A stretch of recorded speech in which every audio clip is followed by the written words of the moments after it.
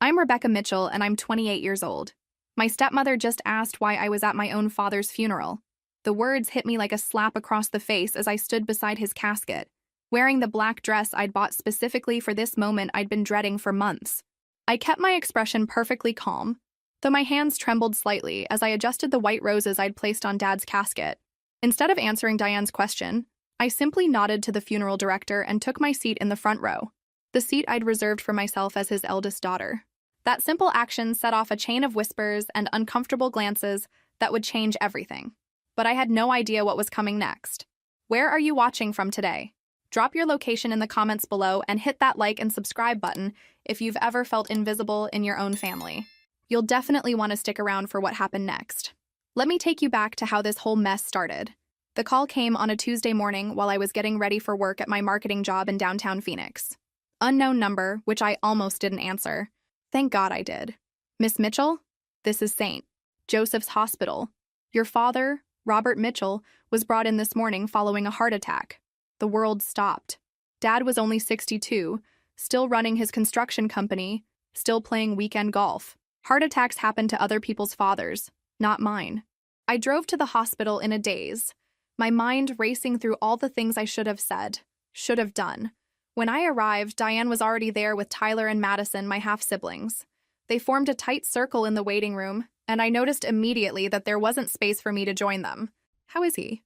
I asked, approaching cautiously. Diane barely looked up. Critical condition. They're doing everything they can. Her tone was clipped, professional, like she was speaking to a distant acquaintance rather than her husband's daughter.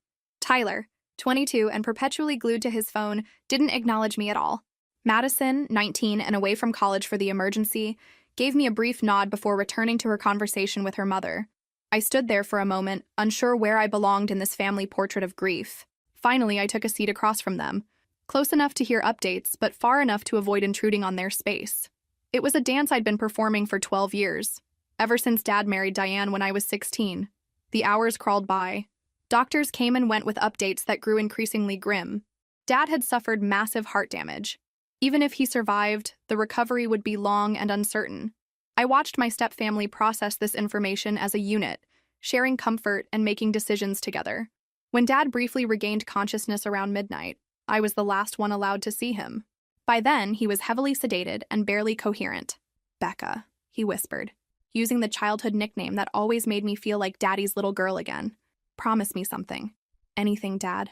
Don't let anyone tell you. His voice faded as the medication pulled him back under. Those were the last words my father ever spoke to me. He died 3 hours later, with Diane holding one hand and me holding the other. In that moment, grief made us equal. But it wouldn't last long. The funeral arrangements revealed just how little input I was expected to have in my father's final goodbye.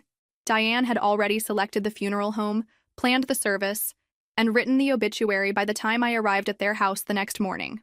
My name was mentioned once, as survived by daughter Rebecca, after 2 paragraphs dedicated to Tyler and Madison's accomplishments. I thought you might want to add something about Dad's business, I suggested carefully. Or maybe mention his volunteer work with Habitat for Humanity. Diane looked at me like I'd suggested dancing on his grave. The obituary is already submitted, Rebecca. We can't make changes now. That was a lie, and we both knew it. But it set the tone for everything that followed. The church was packed for Dad's funeral service. Robert Mitchell had been well-loved in our community, and it showed in the sea of faces that filled every pew. I recognized many of them. Dad's business partners, golf buddies, neighbors we'd known for years. Some even approached me with warm hugs and fond memories of how proud Dad always was of me. But if you didn't know better, you might have thought Robert Mitchell only had 2 children. Diane had positioned herself and her kids in the receiving line, graciously accepting condolences while I stood awkwardly to the side. When people specifically sought me out, Diane's smile never wavered, but I could feel her irritation like heat radiating from a stove. Rebecca, sweetie, Mrs. Henderson from next door grabbed my hands warmly. Your father talked about you constantly. He was so proud of how well you've done for yourself. Before I could respond, Diane smoothly interjected, We're all so proud of our children. Tyler just got promoted at his internship and Madison made Dean's List again. The conversation shifted, as Diane intended.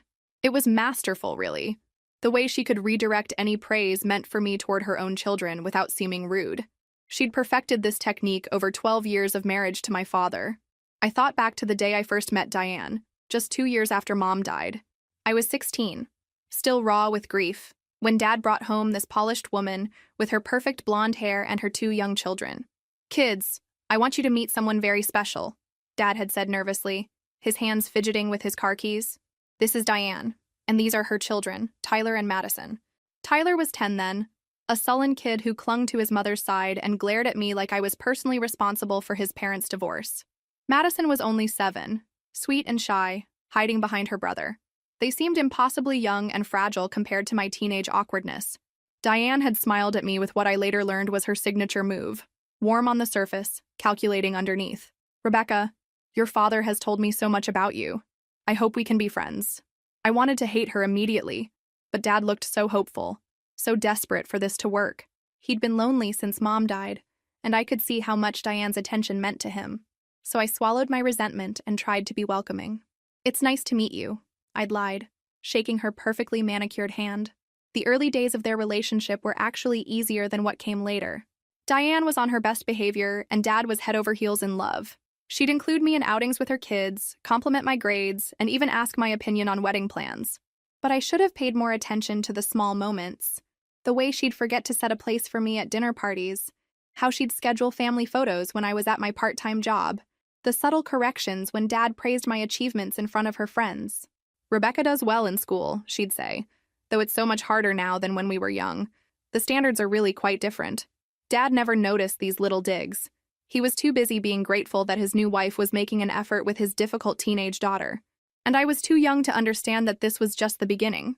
The wedding was small but elegant, held in the garden of Dad's house, the house where I'd lived my entire life until that point. I served as a bridesmaid, wearing a pale yellow dress that washed out my complexion, while Tyler served as ring bearer, and Madison scattered rose petals as flower girl. In the wedding photos, you can see the exact moment our family dynamic shifted. Dad and Diane in the center, radiant and happy. Tyler and Madison flanking them like perfect bookends. And me, slightly off to the side, smiling but somehow separate from the rest of the group.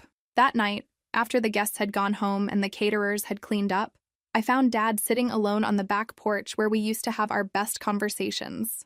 "Happy wedding day, Dad," I said, settling into the chair beside him. He pulled me into a hug that smelled like his cologne and wedding cake.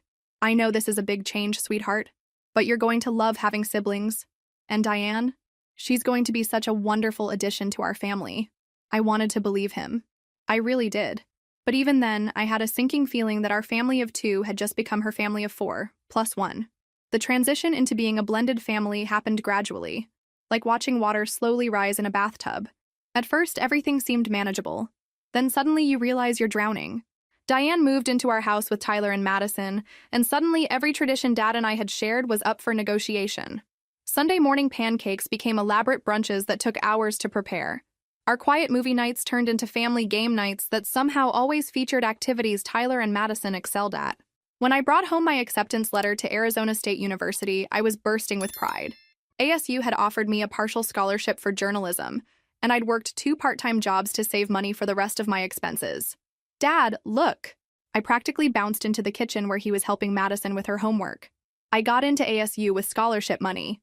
Dad's face lit up with genuine pride. "Rebecca, that's incredible. We need to celebrate this." But before he could say more, Diane appeared from the laundry room, her expression carefully neutral. "That's wonderful, honey. Of course, ASU isn't really considered a top-tier school, is it? But I'm sure you'll do fine there." The comment hung in the air like smoke from a snuffed candle. Dad frowned slightly but didn't contradict her. Madison looked up from her math problems with confusion. "What's ASU?" she asked innocently. "It's where Rebecca is going to college," Dad explained, his enthusiasm noticeably dampened. "Oh," Madison said, losing interest immediately. "Mom, can you help me with this problem?" Just like that, my moment was over. Diane swooped in to help Madison while Dad quietly returned to reviewing work invoices. My acceptance letter sat on the counter, suddenly feeling less like a victory and more like an awkward interruption. This became the pattern for the next 2 years. Every achievement of mine was met with qualified praise. Every celebration was somehow shared or overshadowed. When I won a writing contest my senior year, Diane mentioned it in the same breath as Tyler making JV soccer. When I graduated as salutatorian, she spent the car ride home discussing Madison's upcoming piano recital. Dad loved me. I never doubted that. But he also loved his new family, and keeping peace in the house meant not making waves. Diane was careful never to be openly cruel or dismissive when he was paying attention. She was too smart for that. The real moments of conflict happened when Dad wasn't around to witness them. Like the time I came home from my job at the local newspaper to find Tyler wearing my ASU sweatshirt, the one I'd bought with my own money to show school spirit. "Tyler, that's mine," I said, trying to keep my voice level. He shrugged. "Mom said I could borrow it. It's just a shirt." I found Diane in the laundry room, folding towels with meticulous precision. "Diane, could you ask Tyler not to wear my things without permission?"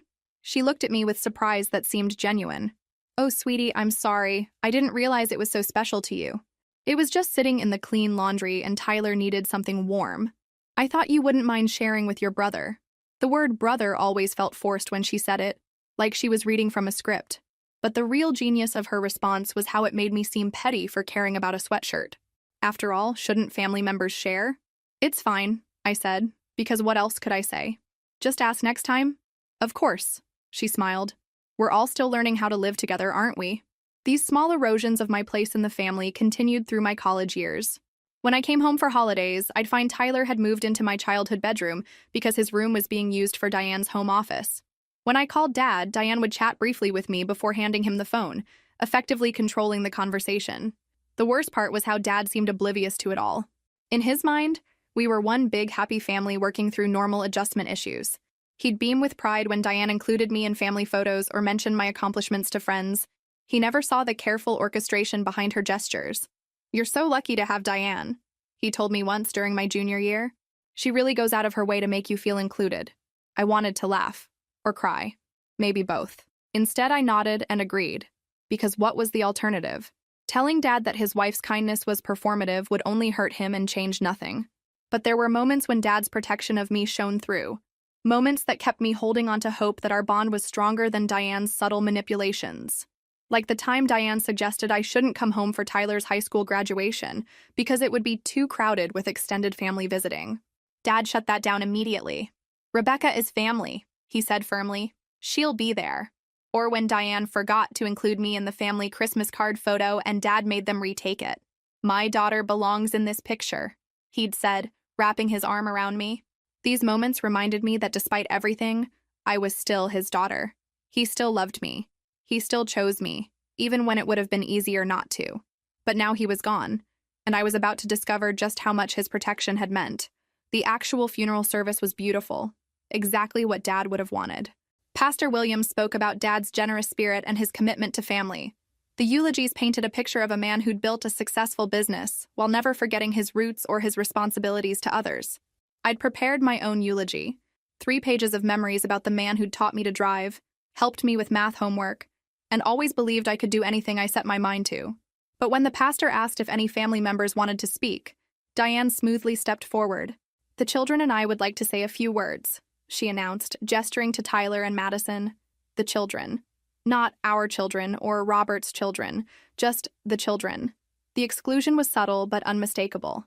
I sat in the front pew, my prepared speech folded in my purse, and listened as Tyler spoke about Dad teaching him to use power tools, and Madison tearfully recalled Dad's patience helping her learn to ride a bike. Their memories were genuine and touching, and I found myself crying not just for Dad, but for all the shared moments I'd never get to have with him again. As we filed out of the church, several people approached me with condolences and questions about the burial service. That's when I learned that the graveside ceremony was family only, a distinction I apparently didn't qualify for. "I'm sorry, what?" I asked Mrs. Patterson from Dad's office. "Family only?" "That's what Diane told us," she replied, looking confused. "She said you'd understand." I looked around for Diane and found her near the church entrance, accepting sympathy cards and organizing the logistics for people who wanted to attend the burial. When our eyes met across the crowded church steps, she gave me a small, apologetic shrug. "Rebecca, sweetheart," she approached me with her signature concerned expression. "I know this is difficult, but the cemetery has very limited space, and with Robert's brothers coming in from out of state, his brothers who I haven't seen in 10 years? I asked quietly. "Family is family," she replied, her voice gentle but firm. "I'm sure you understand. You can join us for the reception afterward." The reception. At Dad's house, my childhood home, where I'd need permission to enter my own father's wake. I stood on those church steps, watching my father's casket being loaded into the hearse that would carry him to his final resting place without me, and felt something fundamental shift inside my chest. Grief was still there, overwhelming and raw, but alongside it grew something else. A cold, clarifying anger. "Rebecca," a voice interrupted my thoughts. I turned to see an elderly man in an expensive suit approaching me with purpose. "I'm Harold Henderson, your father's attorney. I was wondering if we could speak privately for a moment." Diane, who had been watching this interaction from across the parking lot, suddenly appeared at my side. "Mr. Henderson, how thoughtful of you to come. We'll be in touch about the estate matters once we've had time to grieve properly." The lawyer's expression remained professionally neutral, but I caught something in his eyes, a flicker of disapproval at Diane's presumption. "Actually, Mrs. Mitchell, I need to speak with all of Robert's children today. I have some urgent matters to discuss regarding his final wishes." "Surely it can wait a few days," Diane pressed, her smile looking increasingly strained. "Today is for saying goodbye." "I'm afraid not," Mr. Henderson said firmly. "Robert was very specific about the timing. I'll need to see Rebecca, Tyler, and Madison at my office tomorrow morning at 10 o'clock, all three of them." I watched Diane's face carefully. For just a moment, her composed mask slipped, and I saw something I'd never seen before. Fear. "Of course," she recovered quickly. "We'll all be there." But Mr. Henderson was looking directly at me now. "Miss Mitchell, it's crucial that you attend personally. Your father left very specific instructions regarding your inheritance." The word inheritance hung in the air like a thunderclap. Diane's smile froze completely. "I'll be there," I said, meeting the lawyer's eyes steadily. As he walked away, I felt Diane studying my face with new intensity. For 12 years, she'd seen me as a manageable inconvenience, easily sidelined and controlled. But now there was something in her expression I'd never seen before. Genuine concern about what I might represent. "Rebecca," she said carefully, "I hope you don't have any unrealistic expectations about your father's estate. Robert and I discussed everything thoroughly, and most of his assets are tied up in our home and the children's college funds." Her preemptive explanation only confirmed what I was beginning to suspect. Dad had left me something significant enough that Diane felt the need to manage my expectations in advance. "I'm not expecting anything," I replied honestly. "Dad gave me everything I needed while he was alive." But even as I said the words, I wondered if that was entirely true. Maybe Dad had one final gift waiting for me, something Diane couldn't orchestrate or control. The burial proceeded without me, as planned. I drove home to my apartment, still wearing my funeral dress, and sat in my kitchen wondering what tomorrow would bring. For the first time since Dad died, I allowed myself to hope that maybe, just maybe, he'd found a way to protect me even after he was gone. That night, I couldn't sleep. I kept thinking about Dad's last words to me in the hospital. "Don't let them. Don't let anyone tell you." Tell me what? What had he been trying to warn me about? Tomorrow, I would find out. Henderson's law office was exactly what you'd expect from a successful small-town attorney. Dark wood paneling, leather-bound books, and the faint smell of expensive coffee. I arrived precisely at 10 o'clock, wearing my best interview suit and carrying a notebook, though I had no idea what I might need to write down. Diane was already there with Tyler and Madison, occupying the chairs closest to Mr. Henderson's desk like they were claiming territory. Tyler looked hungover and annoyed at being dragged out of bed, while Madison seemed nervous, fidgeting with her purse strap. "Rebecca, good morning." Mr. Henderson stood as I entered. "Please, have a seat. We have quite a bit to cover today." I took the remaining chair, which happened to be directly across from Diane. She gave me a tight smile that didn't reach her eyes. "Before we begin, Mr. Henderson said, settling behind his desk with a thick folder, "I want you all to know that your father spent considerable time updating his will over the past 6 months. He was very thoughtful about his final wishes and very specific about how he wanted his estate distributed." Diane shifted in her chair. "We understand Robert wanted to provide for everyone. He was always so generous." "Indeed he was," the lawyer agreed, opening the folder. "Let me start with the household effects and personal items. Most of Robert's clothing and personal belongings will go to his wife, as is customary. However, he specifically requested that his watch collection, his golf clubs, and his photo albums be given to Rebecca." I felt tears spring to my eyes unexpectedly. Dad's watches had been his pride and joy, vintage pieces he'd collected over decades. I used to sit with him on Saturday mornings while he cleaned and wound them, listening to him explain their histories. "That's lovely," Diane said, though her voice was strained. "Those old watches need so much maintenance. I'm sure Rebecca will enjoy taking care of them." Mr. Henderson continued. "Now, regarding the house at Oak Street, currently valued at approximately I braced myself. Of course the house would go to Diane. She'd lived there for 12 years, raised her children there. It only made sense. Robert has left the house to Rebecca, along with all of its contents. The words hit the room like a physical blow. Madison gasped audibly. Tyler's phone clattered to the floor. And Diane went completely white. "I'm sorry," she said slowly. "Could you repeat that?" "The house goes to Rebecca," Mr. Henderson said patiently. Robert felt it was important that his daughter inherit the family home where she grew up. "But where are we supposed to live?" Madison's voice was small and panicked. "That's our home, too." I felt sick. This wasn't what I wanted. I didn't need Dad's house, I just needed him to still be alive. "There's more," Mr. Henderson continued. "Robert's business, Mitchell Construction, along with all its assets, equipment, and current contracts, is also being transferred to Rebecca. The business has been valued at approximately $1 million. Diane stood up abruptly. "This is impossible. Robert would never leave us with nothing. He loved Tyler and Madison like his own children." "Please sit down, Mrs. Mitchell. I'm not finished." The lawyer's voice was firm. Robert was very aware of his responsibilities to his minor children.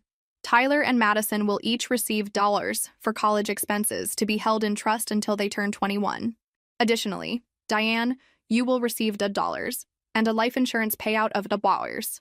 That's not enough. Diane's voice was barely a whisper. "How are we supposed to survive on that? The house payments alone are $, a month." Mr. Henderson looked at her with something that might have been sympathy. Robert assumed the house would no longer have mortgage payments, since he'd paid it off completely last year. "However, I understand you refinanced the property 6 months ago?" The silence that followed was deafening. Diane sank back into her chair, her face cycling through emotions I couldn't quite read. Shock, fear, and something that looked almost like guilt. "Why don't we talk about the specific terms?" Mr. Henderson continued. "Rebecca, your father was very clear that you should take possession of the house and business immediately. However, he also wanted to ensure that Tyler and Madison could finish their school year without disruption." I found my voice for the first time since entering the office. "Of course. I wouldn't dream of forcing them to move before graduation.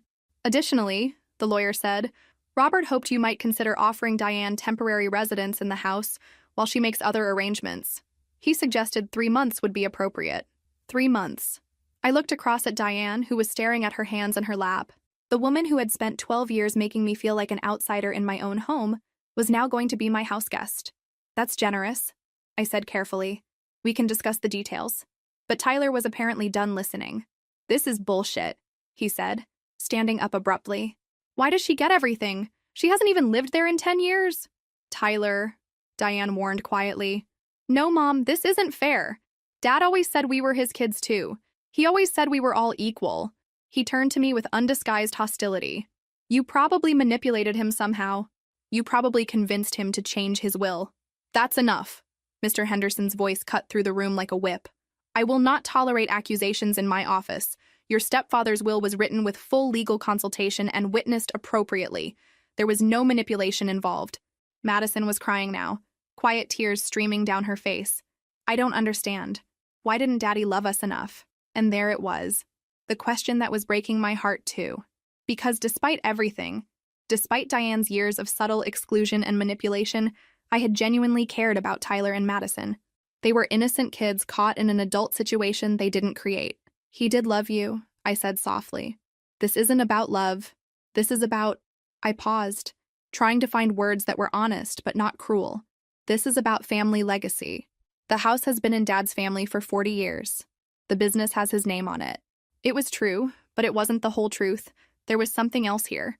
Something in the deliberate way Dad had structured this inheritance that felt like a message. But what was he trying to tell me? As we left the lawyer's office, I realized my life had just changed completely. I was now a business owner, a homeowner, and responsible for somehow managing a family situation that had just exploded into a million pieces. But more than that, I was beginning to understand that Dad's final gift wasn't just an inheritance.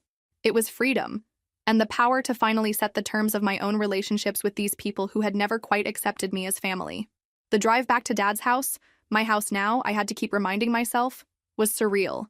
I followed Diane's car through neighborhoods I'd known since childhood, past the elementary school where I'd learned to read and the park where Dad taught me to throw a curveball. Everything looked exactly the same, but nothing would ever be the same again. When we pulled into the driveway, I sat in my car for a moment, staring at the red brick ranch house with its white shutters and the oak tree Dad had planted when I was 8. 3 months ago, this had been a place I visited awkwardly during holidays. Now it was mine, and I had no idea what that meant. Diane waited for me by the front door, her keys in her hand. For a moment, we both stood there in awkward silence. "I suppose you'll want these," she said finally, offering me the keys with stiff formality. "Keep them for now," I said. "We need to figure out how this is going to work." Inside, the house felt different immediately. Maybe it was knowing I now owned every piece of furniture, every family photo, every coffee cup in the cabinet, or maybe it was the way Diane moved through the rooms with newfound uncertainty, no longer the mistress of her domain. Tyler had disappeared immediately to his room, slamming the door with enough force to rattle the windows. Madison hovered in the living room, looking lost and fragile. "Rebecca," she said quietly, "are you going to kick us out?" The question hit me like a punch to the stomach. Despite everything, Madison had always been kind to him. She was just a kid who'd lost the only father she'd ever known, and now her world was falling apart. "No, sweetie," I said, sitting down beside her on Dad's old recliner. "Your mom is right that we need to figure out living arrangements, but nobody's getting kicked out. This is your home, too." She looked at me with those big eyes that reminded me so much of Tyler at that age, before adolescence and Diane's influence had turned him against me. "Mom says you hate us," she whispered. I glanced at Diane, who was standing in the kitchen doorway, her face carefully neutral. Of course she'd said that. Of course she'd poisoned the well in advance. "I don't hate you, Madison," I said honestly. "I've never hated any of you. Sometimes families are complicated, but that doesn't mean we don't care about each other." Diane moved closer, her expression calculating. "Rebecca, I think we need to discuss the practical matters. The mortgage payment, utilities, property taxes, they're all due within the next few weeks." I looked at her carefully. "I thought Dad paid off the house last year." Her face flushed slightly. "Well, yes, but we refinanced to help with some unexpected expenses. Tyler's college prep courses, Madison's piano lessons, some medical bills. Medical bills. I made a mental note to ask Mr. Henderson about that later. "How much is the monthly payment?" I asked. $2,800, she said, watching my face for a reaction. I did the math quickly. Even with my marketing salary, that was more than I could afford long-term, especially with a business to run and property taxes to pay. Dad had left me assets, but I was going to need time to figure out how to make them profitable. "Okay," I said slowly. "Here's what I propose. You can stay in the house rent-free for 3 months like Dad suggested, but I'll need you to cover utilities and groceries during that time. That gives us all time to adjust and make plans." Relief flooded Diane's face. "That's very generous. After 3 months, we'll reassess. Maybe you'll have found another place by then, or maybe we'll work out a different arrangement." What I didn't say was that 3 months would also give me time to understand what I'd inherited and why Dad had structured things the way he had. There were too many questions, too many pieces that didn't quite fit. "Can I ask you something?" I said to Diane. "When Dad was in the hospital, he started to tell me something. He said, 'Don't let them tell you.' And then he couldn't finish. Do you know what he might have meant?" Diane's expression shifted almost imperceptibly, a flicker of something that was gone too quickly for me to identify. "I have no idea," she said. "He was heavily medicated. It could have been anything." But something in her tone suggested otherwise. Something in the way she avoided my eyes told me that Dad's unfinished warning had been very specific indeed. That evening, after Tyler and Madison had gone to their rooms and Diane had retreated to what used to be her master bedroom, I sat alone in Dad's study. His desk was exactly as he'd left it. Legal pads covered with notes about upcoming construction projects, his reading glasses folded beside his computer, a coffee mug with his company logo that still held the faint ring of his last cup. I opened the desk drawers one by one, not really sure what I was looking for. In the bottom drawer, I found a manila folder labeled "Rebecca Important" in Dad's familiar handwriting. Inside were copies of documents I'd never seen before. Bank statements showing regular transfers of money to an account I didn't recognize. Insurance policies I didn't know existed. And most intriguingly, a series of printed emails between Dad and someone named David Morrison at Morrison Investigations. The emails were dated from the past 6 months, and their subject line made my blood run cold. Background check, Diane Mitchell. Dad had been investigating his own wife, and based on the final email in the stack, dated just 2 weeks before his death, he'd discovered something that changed everything. I heard footsteps in the hallway and quickly closed the folder, slipping it into my purse. Whatever Dad had learned about Diane, whatever he'd been trying to warn me about in the hospital, I was going to find out. But first, I needed to understand exactly what kind of game I'd just inherited, and what rules Diane had been playing by all these years. Tomorrow I would call David Morrison. Call David. Tonight I would sleep in my childhood bedroom and try to process the fact that my entire life had just shifted on its axis. One thing was becoming clear, though. Dad's inheritance wasn't just about money or property. It was about truth. And after 12 years of being the outsider in my own family, I was finally going to learn what had really been going on behind all those perfect smiles and careful manipulations. Have you ever inherited more than you bargained for? Sometimes the most valuable legacy isn't what's in the will. It's what you discover afterward. The next morning, I called David Morrison before I lost my nerve. His voice was gravelly, professional, exactly what you'd expect from a private investigator. "Miss Mitchell," he said when I identified myself, "I was wondering when I'd hear from you. Your father said you might call after. Mr. Morrison, I found emails between you and my dad. He was investigating Diane." "He was, and what I found—" He paused. "This isn't something we should discuss over the phone. Can you meet me this afternoon? There's a lot you need to know." We arranged to meet at a diner across town, far from any chance of running into Diane or her kids. I spent the morning at Mitchell Construction, meeting with Dad's foreman, Jim Rodriguez, and trying to understand what I'd inherited. "Your dad was a good man," Jim told me as we walked through the current job sites. "Honest, fair, paid his bills on time. But the last few months he seemed worried about something. Kept asking me to document everything. Make sure all the paperwork was in order." "Worried how?" "Like he thought someone might be checking up on him, or maybe checking up on someone else." Jim gave me a meaningful look, if you know what I mean. I was beginning to understand that Dad's investigation into Diane hadn't been subtle. People had noticed his changed behavior, his sudden attention to documentation and legal details. At 2 o'clock, I sat across from David Morrison in a vinyl booth that had seen better decades. He was exactly what Central Casting would order for a private investigator. Mid-50s, gray hair, tired eyes that had seen too much. "Your father hired me 6 months ago," he began without preamble. "Said he had concerns about his wife's financial activities. Turned out his instincts were right." He slid a thick manila envelope across the table. "Diane Mitchell has been systematically stealing from your father for 3 years. Credit cards opened in his name, loans taken against the business, money transferred from his accounts to accounts she controls." My hands shook as I opened the envelope. Bank statements, credit reports, loan documents, all bearing Dad's name, but none authorized by him. "How much?" I whispered. "Close to $400,000, maybe more. She's good at covering her tracks, but not good enough." I stared at the papers, my mind reeling. "But why? Dad always made sure she had everything she needed." Morrison shrugged. "Some people are never satisfied. Or maybe she was planning her exit strategy. Either way, your father figured it out when he tried to pay off the house last year and discovered it had been refinanced without his knowledge." "Did he confront her?" "Not directly. He was smart about it, started changing passwords, moving money to accounts she couldn't access, updating his will. He wanted all his ducks in a row before he made any accusations. And then he died. Heart attack brought on by stress, according to his cardiologist. Your father had been dealing with high blood pressure for months, ever since he discovered Diane's activities. The implication hit me like a physical blow. Diane's theft had literally contributed to Dad's death. "There's more," Morrison continued. "The medical bills she claimed caused the refinancing? Those were for Tyler's rehab. Kid has a serious gambling problem, racked up debts with some dangerous people. Diane paid them off using your father's money." Everything clicked into place. The way Diane had managed every aspect of Dad's financial life, the way she'd isolated me from family business discussions, the careful control of information and access. "What should I do with this?" I asked, gesturing to the evidence. "That's up to you. You've got enough here for criminal charges if you want to pursue them. Or you could use it as leverage to get your father's money back." I thought about Tyler and Madison, about the mess they'd inherit if their mother went to prison. I thought about Dad, who'd spent his final months stressed and heartbroken over his wife's betrayal. "I need time to think about this." "Take all the time you need." "But Miss Mitchell, your father's last request was that I make sure you got this information. He wanted you to know the truth about what you were dealing with." That evening, I sat in Dad's study with Morrison's evidence spread across the desk. Every document told the same story. Years of calculated deception and theft by a woman Dad had trusted completely.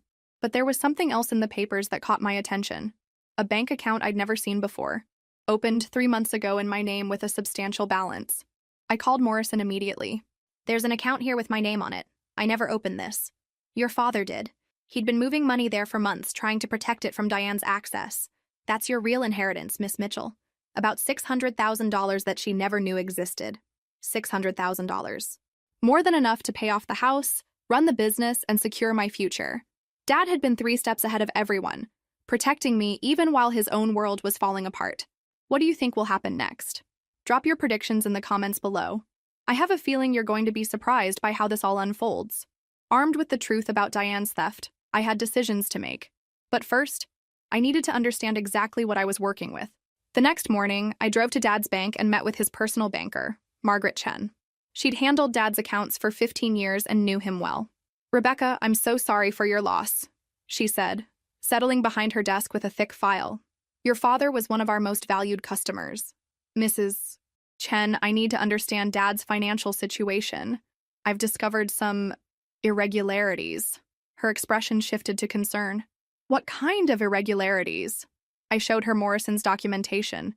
As she reviewed the evidence, her face grew increasingly grim. "This is exactly what your father suspected," she said finally. "About 4 months ago, he came in asking us to track unusual activity on his accounts. We helped him identify several unauthorized transactions. Did you report it? Your father asked us not to, said he wanted to handle it privately, but he did take steps to protect his assets." She opened her computer. "He moved substantial funds to an account with only your name on it. He also set up automatic transfers from his business accounts to ensure ongoing protection. I learned that Dad had been even more thorough than I'd realized. Not only had he hidden money from Diane, he'd also restructured his business to limit her access to company funds. There's something else," Mrs. Chen continued. "Your father left instructions for us to present you with this safety deposit box key after his death." The box contained more evidence of Diane's theft, but also something unexpected. A video recording Dad had made just weeks before his death. I watched it that evening in the privacy of my apartment. Dad looked tired but determined as he spoke directly to the camera. "Rebecca, if you're watching this, it means I'm gone, and you've discovered what Diane has been doing. I need you to know that none of this is your fault, and I'm sorry I didn't protect you better from her manipulation over the years." Tears blurred my vision as Dad continued. "I should have seen what she was doing to our family dynamic. I should have recognized how she was pushing you out while pretending to include you. I failed you as a father, and I'm hoping this inheritance can give you the power to set things right." He leaned closer to the camera. "Use this information however you think is best, but don't let her continue hurting people. Tyler and Madison deserve better than a mother who teaches them that stealing and manipulation are acceptable." The video ended with Dad's final message.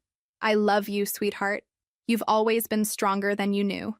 I cried until my chest ached, grieving not just for Dad, but for all the years we'd lost to Diane's careful orchestration of our family dynamics. But then I dried my tears and started planning. The first step was taking full control of the construction business. I spent the next week meeting with employees, reviewing contracts, and learning how Dad had built his company from the ground up. "Your father was proud of this business," Jim Rodriguez told me during our final walkthrough. "But more than that, he was proud of you. Last few months, all he talked about was how smart you were, how you'd be able to handle anything." "Did he say anything specific about the company's future?" Jim smiled. "He said you'd probably modernize everything, bring it into the 21st century. Said that's exactly what it needed." I spent evenings studying business management articles and construction industry reports. Dad had built a solid foundation, but there were opportunities for growth. Digital marketing for residential clients, partnerships with local architects, expansion into sustainable building practices. Within 2 weeks, I'd implemented new project management software and hired a part-time bookkeeper to help with the financial complexity I'd inherited. The business wasn't just surviving the transition, it was thriving. But the real test came when I got home each evening to the house I now shared with Diane and her children. The dynamic had shifted completely. Diane moved through the rooms with careful politeness, no longer the confident matriarch, but a woman walking on eggshells. She offered to cook dinner, cleaned meticulously, and avoided any topic that might cause conflict. Tyler remained hostile but had stopped his open confrontations. Madison was warming up to me, especially after I helped her with a science project and took her shopping for new clothes when Diane claimed they couldn't afford it. "Rebecca," Madison said one evening as we worked on her homework together, "Mom says we might have to move soon. What do you think about that?" She shrugged. "I like it here. This is the only home I remember, but Mom says you probably want your privacy." I looked at this sweet girl who'd been caught in the middle of adult drama she didn't understand. "Madison, Nobody's making any hasty decisions about moving. We're all still figuring things out. But privately, I knew the current arrangement couldn't last forever. Diane's presence in the house felt increasingly strained, and I could sense her growing desperation as her 3-month timeline approached. The breakthrough came when I discovered Tyler trying to hack into Dad's old computer. "Looking for something specific?" I asked from the doorway of Dad's study. He spun around, face flushed with guilt. I wanted to see if there were any pictures of me and Dad. Mom deleted everything from her phone. It was the first time Tyler had mentioned Dad with genuine emotion rather than anger about the inheritance. I sat down beside him. "Your dad loved you, Tyler. The inheritance isn't about love. It's about responsibility and family legacy. Then why didn't he leave me the business? I could have learned to run it." I studied his face, seeing past the bravado to the hurt underneath. "Can I ask you something? What do you know about the debts your mom paid off using Dad's money?" His expression shifted to wariness. "What debts?" So he didn't know. Diane had kept Tyler in the dark about his gambling problem's impact on the family finances. This was my opportunity to begin unraveling Diane's web of lies, not with accusations, but with truth delivered with compassion. 2.5 months into our cohabitation arrangement, I knew it was time to have the conversation I'd been dreading. But first, I needed one more piece of information. I arranged to meet with Mr. Henderson again, this time armed with all of Morrison's evidence and my growing understanding of Dad's true financial situation. "I need to know what my legal options are," I told him, spreading the theft documentation across his desk. He reviewed everything with the thoroughness that had made him Dad's trusted advisor for 20 years. "You have multiple options," he said finally. "Criminal prosecution for fraud and theft, civil litigation to recover the stolen funds, or..." He paused. "You could use this information to negotiate a settlement that protects your interests while avoiding public scandal. What would Dad have wanted? Your father was primarily concerned with protecting you and ensuring Tyler and Madison weren't permanently damaged by their mother's choices. He believed Diane could be held accountable without destroying her children's futures." That evening, I asked Diane to meet me in Dad's study after Tyler and Madison had gone to bed. She entered the room cautiously, as if sensing this conversation would be different from our careful politeness of recent weeks. "Diane, we need to discuss your living arrangements after next month," I began. Relief flooded her face. "Of course. I've been looking at apartments, but with the kids' school situation, before we talk about the future, we need to address the past." I opened Morrison's file. "I know about the theft, Diane. All of it." The color drained from her face so quickly I thought she might faint. She sank into the chair across from Dad's desk, her hands trembling. "I don't know what you think you know, but $400,000. I kept my voice level. Credit cards, loans, refinancing the house, all using Dad's identity without his permission." The silence stretched between us. When Diane finally spoke, her voice was barely a whisper. "He never noticed before. He trusted me to handle the finances, and things got complicated." "Tyler's gambling debts?" She nodded miserably. "Those people he owed money to, they were threatening him. I couldn't let anything happen to my son." I felt a flicker of sympathy despite everything. Whatever Diane's faults, her love for her children was genuine. "Dad knew," I continued. "He'd been investigating for months before he died. The stress from discovering your betrayal contributed to his heart attack." Diane's face crumpled. "I never meant... I was going to pay it all back. I had a plan." "What plan?" She looked up at me with desperate honesty. "The life insurance money. I was going to use it to cover everything, make it right. But then the will reading happened, and I realized..." "You realized Dad had outsmarted you." She nodded, tears streaming down her face. "I know you have every right to have me arrested. I know I destroyed your family and caused Robert's death. But please, please don't punish Tyler and Madison for my mistakes." There it was. The moment I'd been building toward for months. Diane was completely vulnerable, completely at my mercy. I could destroy her life with a single phone call to the police. Instead, I surprised us both. "I'm not going to have you arrested, Diane. But we are going to settle this, and you're going to follow my terms, exactly." Hope flickered in her eyes. "Anything. Whatever you want." I pulled out a contract I'd had Mr. Henderson prepare. "You're going to sign over any claim to Dad's estate beyond what the will specified. You're going to repay the stolen money through a structured plan. And you're going to move out of this house within 30 days. She read through the document with growing relief. The repayment plan was aggressive but manageable, especially with the life insurance money she'd receive. "There's one more thing," I continued. "Tyler needs real help for his gambling addiction. I've arranged for him to start counseling with a specialist who deals with young adults. If he refuses treatment or relapses, our agreement is void. He'll do it, Diane said quickly. I'll make sure he understands. No, Diane. You won't make him do anything anymore. He's going to choose recovery because he wants it, not because you manipulated him into it. She flinched at the word manipulated, but nodded agreement. Where will we live?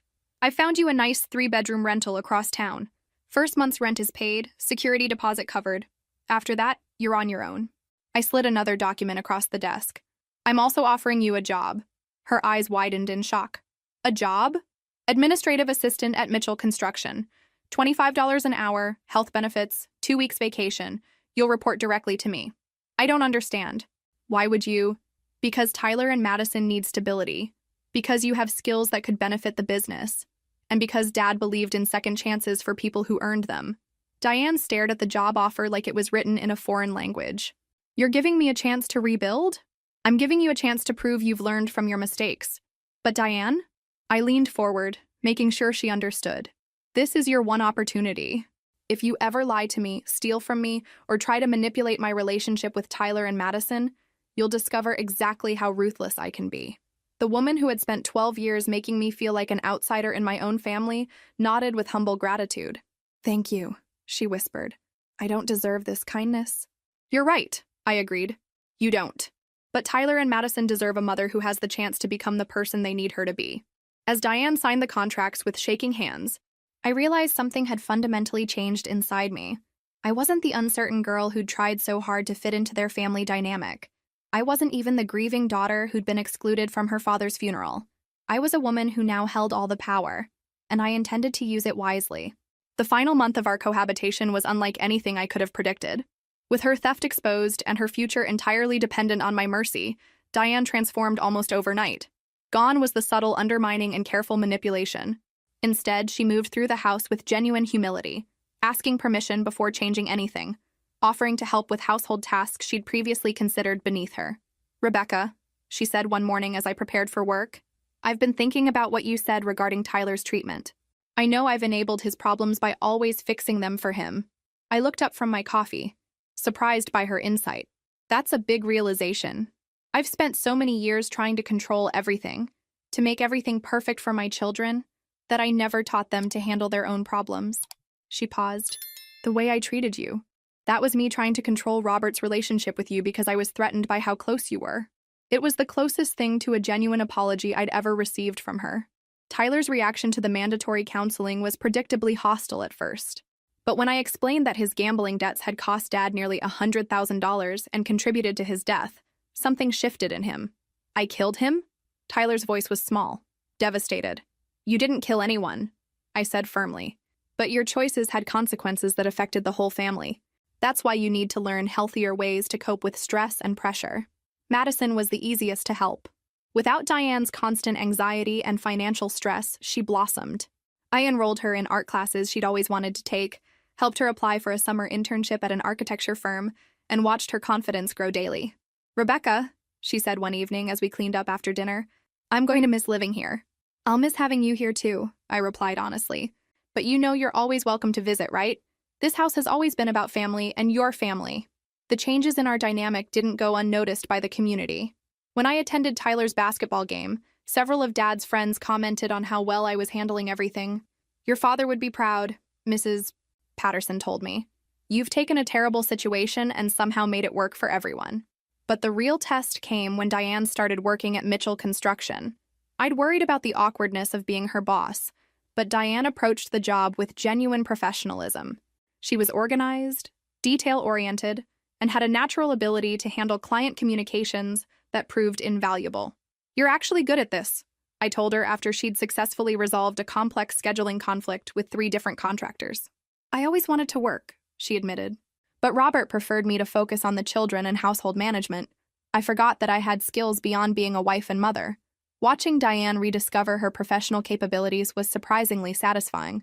For the first time in our 12-year relationship, I was seeing her as an individual rather than just the woman who'd married my father. The business itself was thriving under my leadership. Word had spread that Mitchell Construction was now run by Robert's daughter, and several clients specifically requested meetings to discuss upcoming projects. People trust the Mitchell name, Jim Rodriguez explained. But they're also curious about you. You're bringing fresh ideas while maintaining your dad's reputation for quality. I'd implemented new marketing strategies, upgraded our equipment, and established partnerships with local suppliers that reduced costs significantly. The company was more profitable than it had been in years. But my proudest achievement was what I'd accomplished with Tyler.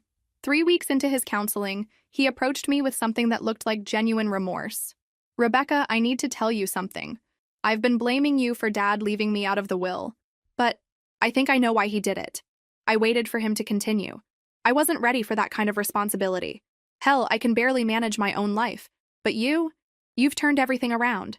The business, our family situation, even helping Mom become a real person again instead of just someone who lives through her kids. Tyler. No, let me finish.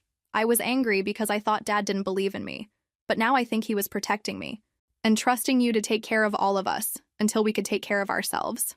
It was the most mature insight I'd ever heard from Tyler, and it gave me hope for his future. The night before Diane and the kids moved to their new house, we had one final family dinner in Dad's dining room. The conversation was relaxed, even warm, in a way that felt completely foreign to our previous interactions. "I have something to say," Diane announced as we finished dessert. "Rebecca, I owe you an apology that's 12 years overdue." Tyler and Madison looked surprised. They'd never heard their mother acknowledge wrongdoing so directly. "I was threatened by you from the moment I met you," Diane continued. "You were so clearly Robert's priority, and I was insecure about my place in his life. Instead of building a relationship with you, I spent years trying to diminish your importance to him." She took a shaky breath. "I taught my children that love was a competition instead of something that grows when you share it. I'm sorry for that. I'm sorry for all of it." Madison reached over and squeezed my hand. Tyler nodded with newfound understanding, and I felt 12 years of resentment finally begin to dissolve. "Thank you for saying that," I replied. "And thank you for giving me the chance to know who you really are underneath all that fear." As we cleared the table together for the last time, I realized Dad's inheritance had given me something more valuable than money or property. It had given me the power to transform not just my own life, but the lives of everyone around me. Tomorrow, they would start their new chapter. And so would I. 6 months after Dad's death, I was running Mitchell Construction successfully, had transformed my relationship with my stepfamily, and was living comfortably in the house where I'd grown up. Everything should have been perfect. But I kept thinking about Dad's warning in the hospital. "Don't let them tell you." Tell me what? I'd uncovered Diane's theft, addressed the family dynamics, and secured everyone's future. What else was there? The answer came from an unexpected source. I was cleaning out the last of Dad's personal files when I found a letter addressed to me, hidden inside an old construction manual. The envelope was marked, "Open only if something happens to me." Inside was a single page in Dad's handwriting. "Rebecca, if you're reading this, it means I didn't have the chance to tell you everything in person. Diane's financial theft was only part of the problem. She's been working with someone else, someone who's been targeting our family for years. Check the storage unit on Miller Road, unit. The key is taped under my workbench. Be careful who you trust. Dad." A storage unit I didn't know existed. A conspiracy involving more than just Diane's desperation about Tyler's debts. I found the key exactly where Dad had said it would be. That afternoon, I drove to the Miller Road facility with my heart pounding. Unit contained boxes of documents dating back 15 years, financial records, photographs, private investigator reports that predated Morrison's work. As I opened the first box, I began to understand the scope of what Dad had discovered. Diane hadn't been working alone. Her sister Christine, who lived in California and rarely visited, had been the mastermind behind a sophisticated identity theft scheme targeting widowed men with substantial assets. The pattern was chilling in its consistency. Christine would identify wealthy widowers through online research, then orchestrate chance meetings between them and women she recruited as accomplices. These women would marry their targets, gain access to financial accounts, and systematically drain their assets while maintaining perfect facades as devoted wives. Dad wasn't their first victim, or their only current one. The files contained evidence of at least 6 other men who'd been targeted over the past decade. Some had died under suspicious circumstances. Others had been bankrupted and abandoned once their usefulness ended. My hands shook as I read Dad's notes. He'd been investigating this network for months after discovering Diane's theft, trying to understand how she'd learned such sophisticated financial manipulation techniques. The most damning evidence was a recorded phone conversation between Diane and Christine from just weeks before Dad's death. "The old man is getting suspicious," Diane's voice said. He's been asking too many questions about the house refinancing. Then it's time to accelerate the timeline, Christine replied coldly. Remember what happened with the Phoenix job? We can't afford another exposure. What about Rebecca?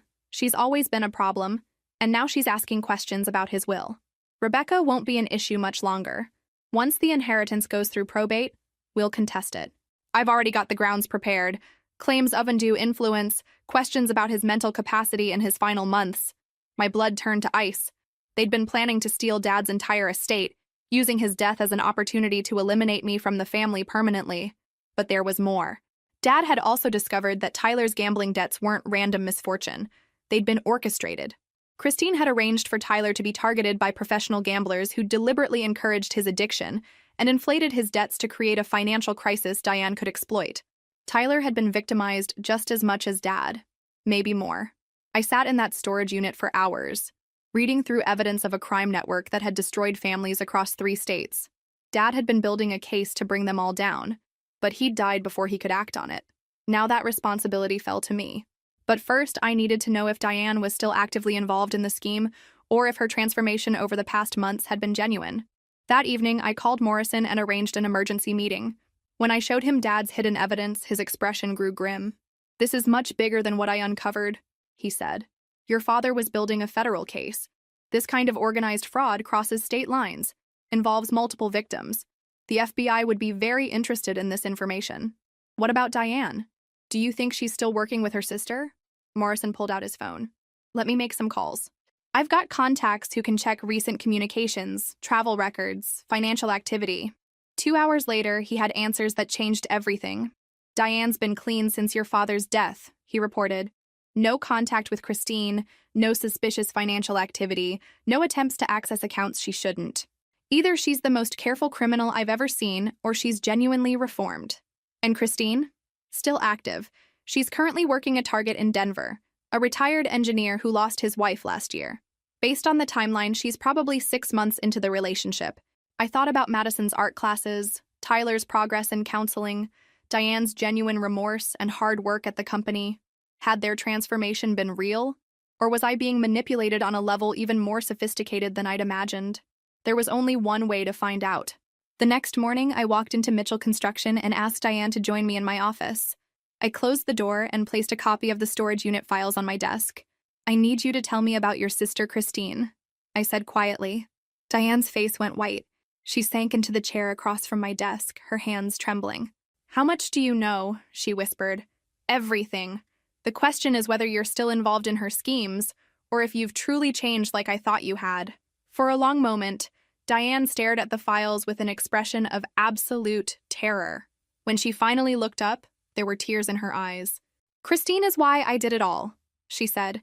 "She had information about my first marriage, about things I'd done before I met Robert. She blackmailed me into helping her." "What kind of information?" Diane's voice dropped to barely audible. "When Tyler's father left us, I was desperate. Christine convinced me to help her with one of her schemes. Just once, she said, to get back on my feet. I was young and stupid and terrified of being homeless with 2 small children. The confession poured out of her, like poison finally being expelled from her system. Christine had used Diane's one moment of desperation to control her for years, threatening to expose her past and destroy her marriage to Dad if she didn't cooperate. Every dollar I took from Robert, Christine took half," Diane continued. "She said it was payment for keeping my secrets. But after Robert died, after I saw what I'd become, I cut all contact with her. I changed my phone number, blocked her emails, everything. She doesn't know about our arrangement? About you working here? No. As far as Christine knows, I'm still grieving and struggling financially. I haven't told her anything about how you've helped us rebuild." I studied Diane's face carefully, looking for signs of deception. Instead, I saw exhaustion, relief, and something that looked like hope. "Diane, I'm going to ask you to do something that might be dangerous, and you have every right to say no." She straightened in her chair. "What do you need?" "I need you to help me bring down your sister's entire operation, and that means pretending to be the person you used to be just long enough to gather evidence." Diane didn't hesitate. "Whatever it takes. Christine has destroyed enough families. It's time for it to end." And with that decision, our partnership became something neither of us had ever expected. A collaboration to deliver the justice Dad had been working toward when he died. The plan Morrison and I developed was risky but elegant. Diane would reestablish contact with Christine, claiming financial desperation and begging to be included in her sister's current scheme. We'd document everything, then turn the evidence over to federal investigators. Are you sure you want to do this? I asked Diane as we prepared for her first phone call to Christine in months. Once we start, there's no going back. Rebecca, my sister has been destroying families for years. She used my children as leverage to force me into betraying the man I loved. It's time for her to face consequences. The phone call was scheduled for that evening. Morrison had arranged for recording equipment, and federal agents were standing by to monitor the conversation. When Diane dialed Christine's number, her hands were steady. The woman who answered was clearly surprised to hear from her. Diane? Where have you been? I've been trying to reach you for months. I've been struggling, Christine. The inheritance didn't work out like we planned. Rebecca got everything, and I'm barely surviving. I listened as Diane masterfully played the role of the desperate woman she used to be. She begged Christine for another chance, claimed she needed money urgently, and expressed willingness to relocate to help with the Denver operation. Christine's response revealed the true scope of her criminal network. I've got 3 active situations right now, she said. Denver is almost ready for harvest, but I could use help with the Phoenix restart and the new opportunity in Portland. Can you travel? Yes, anything. I need this to work, Christine. Good. But Diane? This time, you follow my instructions exactly. Your emotional attachment to that construction worker nearly ruined everything. These men are marks, not love interests. The casual cruelty in Christine's voice made my stomach turn. Dad had been nothing more than a target to her, a means to an end in a game she'd played dozens of times. Over the next 2 weeks, Diane fed Christine carefully crafted information while federal investigators built their case. We learned about bank accounts in multiple states, false identities, and a network of women Christine had recruited to target vulnerable widowers. The breakthrough came when Christine sent Diane detailed instructions for accessing the Denver target's financial accounts. The electronic trail of these communications provided exactly the evidence federal prosecutors needed. We've got enough for multiple federal charges, Agent Martinez told us during our final briefing. Wire fraud, identity theft, elder abuse, conspiracy. Christine and her accomplices are looking at serious prison time. What about Diane? I asked. She was a victim too, in many ways. Ms. Mitchell's cooperation has been invaluable.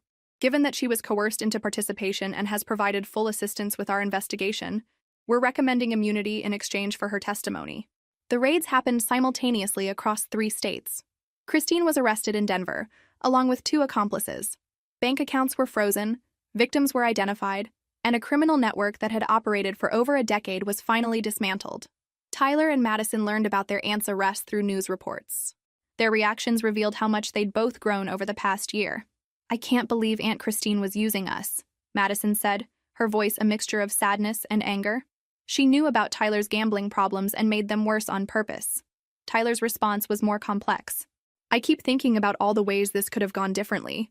If Dad hadn't been so smart about protecting Rebecca, if Rebecca hadn't been strong enough to help us instead of destroying us, we could have lost everything. 3 months later, I stood in the cemetery where Dad was buried, carrying fresh flowers and a newspaper clipping about Christine's conviction. She'd been sentenced to 15 years in federal prison. We got them, Dad, I said quietly, placing the flowers on his grave. All of them. I thought about the journey that had brought me to this moment.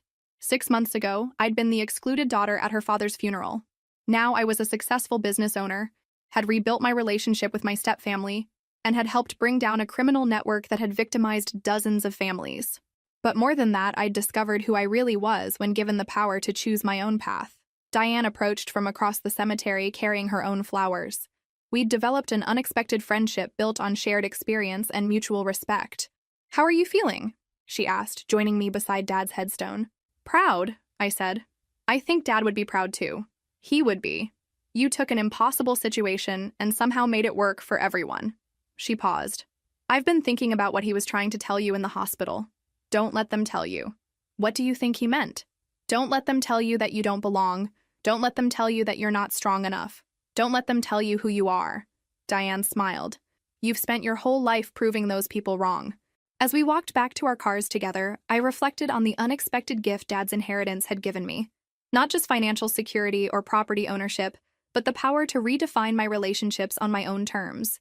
Tyler was thriving in college, his gambling addiction under control, and his relationship with me stronger than it had ever been. Madison had been accepted to her dream art school with scholarship money I'd helped her apply for. Diane had become not just an employee, but a trusted partner in growing Dad's business. We weren't the perfect blended family Dad had always hoped for. We were something better, people who'd chosen to care about each other despite our complicated history. That evening, I sat in Dad's old study, my study now, reviewing contracts for Mitchell Construction's latest project. The business was thriving, my family relationships were healthy, and I'd found my place in the world Dad had wanted me to have.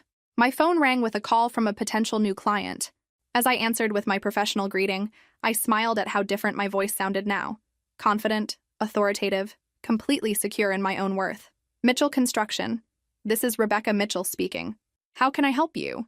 If this story resonated with you, make sure to like and subscribe for more stories about finding strength in impossible situations. Sometimes the greatest inheritance isn't what's written in a will, it's the courage to write your own ending. Remember, you're stronger than you know, and you deserve relationships that celebrate your worth rather than diminish it. Thank you for following Rebecca's journey with me, and I'll see you in the next story.